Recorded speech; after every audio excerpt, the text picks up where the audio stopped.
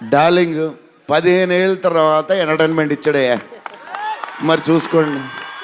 అది సంక్రాంతికి వస్తుంది. మరి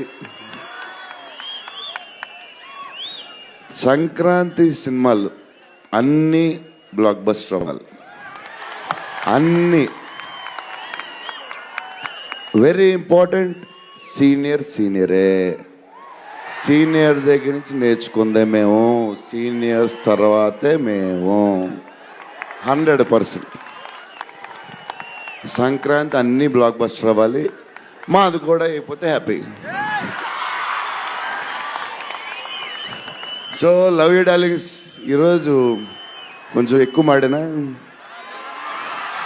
వస్తుంది, అప్పుడప్పుడు వస్తుంది, ఒకరోజు ఎరగదీస్తా. Love you darlings. ఆ రోజు ఈ రోజే ఇరగ తీసేశారు మీరు అసలు.